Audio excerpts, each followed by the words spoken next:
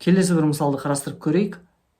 Егер берілген сан 0-мен аяқталатын болса, онда оны дұрыс деп, ал егер басқа санмен аяқталатын болса, қате деген жауап шығаратын бір код жазайық. Мысалға, А енгізілген сан, енді егер осы А деген санымыз 0-мен аяқталатын болса, 0-мен аяқталу деген сөз математикада 0-мен аяқталатын барлық сандарды ойлап көретін болсақ, олардың барлығы 10-ға еселік сандар, дұрыс па?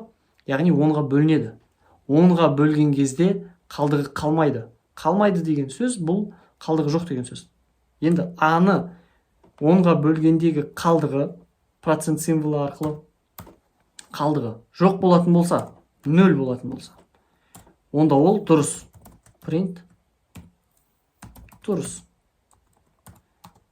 Else деп басқа жағдайдың бәрін қате дегенге кіргізсек болады, немесе былай жасақ болады. Elif осы А деген санды 10-ға бөлгенде қалдығы 0-ден үлкен болатын болса десекші. Бұл дегеніміз А санын 10-ға бөлеміз, и соңында қалып қоятын қалдығы бізде 0 емес, 0-ден үлкен бір қандай да сан. Демек, бұл 10-ға нақты бөлінбейді дегенді білдіреді емес па? Және бұл соңында 0 емес, қате деген біздің жауапқа сәйкес келеді.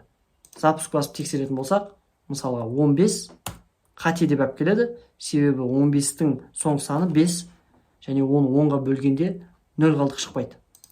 Тағы запуск басып 150 деп жазатын болсақ, онда дұрыс болады, себебі 150-ді 10-ға бөлсек қалдығы 0, яғни ол нақты бөлінеді 10-ға, және соңында сәйкесінше 0 деген сан тұр. Яғни біз ойлағандай соңындағы сан 0 болса дегенді 10-ға бөлгендегі қалдығы 0 болса деп қабылдауға болады екен.